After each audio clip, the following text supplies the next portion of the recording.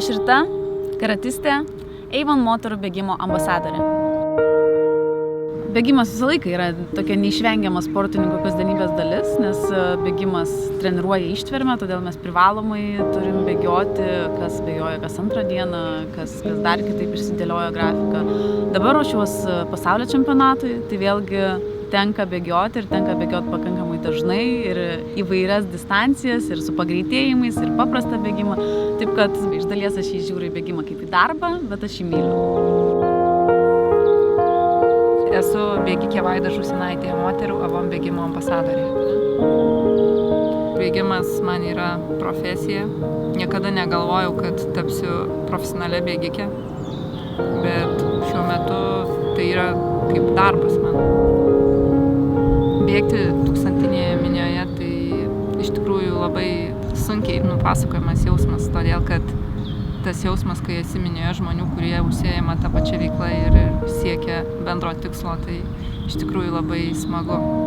Tik tais pabandžius galima suprasti tą jausmą, kai kerti finišo liniją, kaip aplinkui daug besišypsančių veidų, kurie pasiekė savo tikslą, tai tikrai labai džiugu ir smagu. Aš radijo ir televizijos laidų vedėja Gabrielė Martirosianaitė, Avon moterų bėgimo ambasadorė.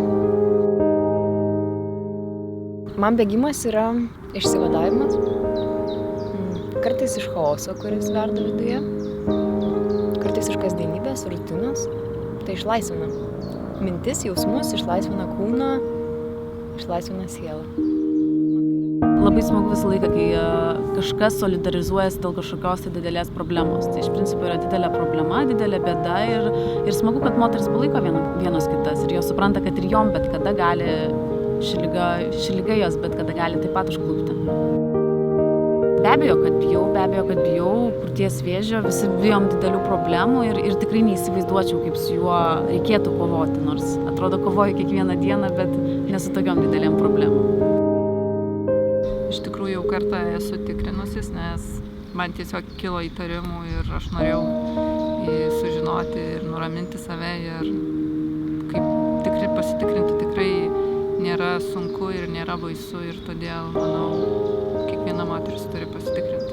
Ir net dabar susimąsčiau, kad iš tikrųjų pats laikas dar kartą pasitikrinti.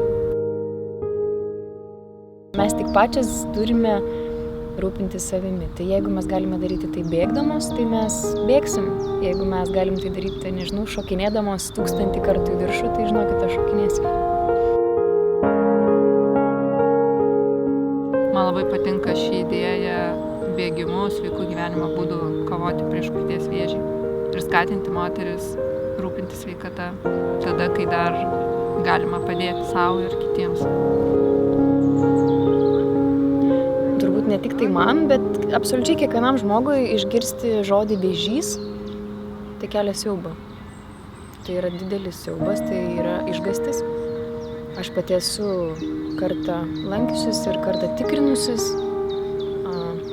Manau, kad tai turėtų būti kiekvienos moters ritualas. Mes tai labai to bijom, ar ne? Man buvo baisu. Aš prisipažinsiu, man tikrai buvo baisu. Bet supratau vieną dalyką, kad abejonė ir nežinia yra baisesnė už tiesą. Mes turim žinoti tiesą, mes turim save apsaugoti.